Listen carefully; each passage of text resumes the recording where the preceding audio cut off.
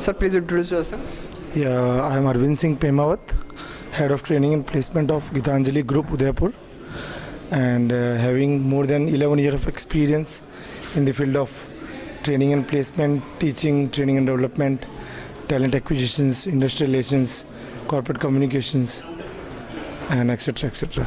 Sir, how has been your experience today at the event? Right, because as an educational institute, we normally face the problem that how our students should get a better opportunity, how they can get a better job so that the employability can enhance.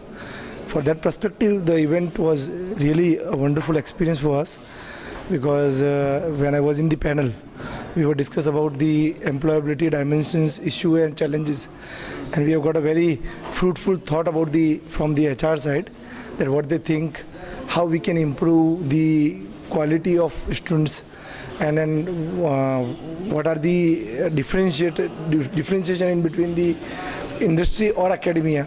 These all parameters we have discussed, and then we found that no doubt we have to work upon some parameters which is useful for the students, and after that, after making industry and academy all together, we can be successfully for enhancing the employability. Sir, in your capacity as the edu leader, what innovative schemes or initiatives are you implementing in your institution?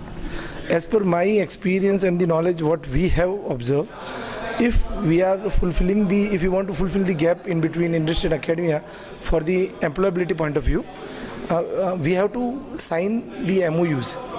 Basically, the MOU will be termed as a training and placement support program, right? Or these kind of initiative we have done with many other organizations. We can take the name of one of the top organization, Thermex.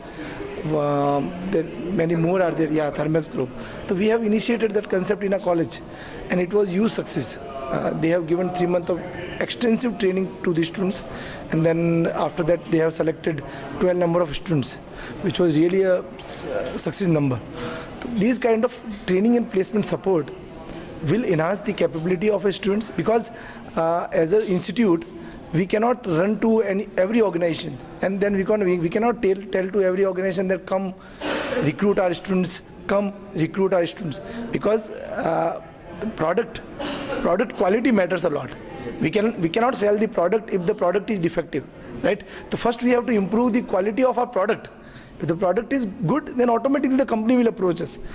For these kind of philosophy we are approaching, and we feel that the company should approach college, so that automatically the quality will improve. Yeah. So for bridging the skills shortage mismatch, right?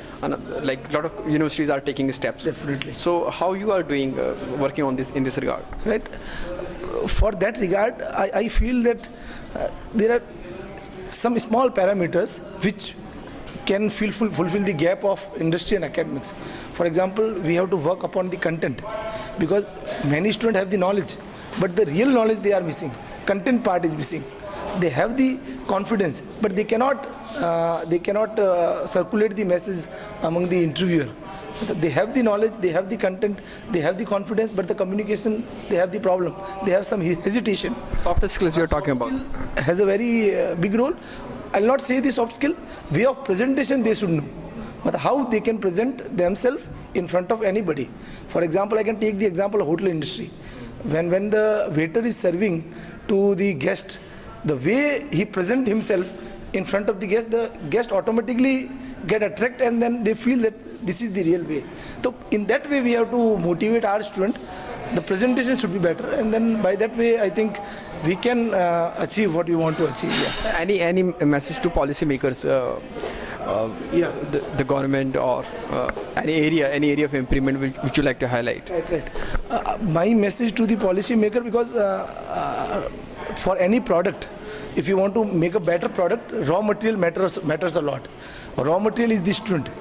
So when we are taking any raw material or a student for any specific course, then we have to set some parameters, because we have started many institutes, private institutes, government institutes, many institutes are there.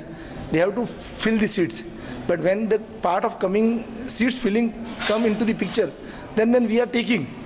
So I think there should be some parameter It should not be for any institute The separate. basic parameter is already in place. So do you think there is a flaw, like there are gaps in that? The basic parameters, are you talking about the parameters for admissions? For admitting. For admitting. हाँ. So that is already in place by government. So But do you think it is not sufficient. effective? It is not sufficient.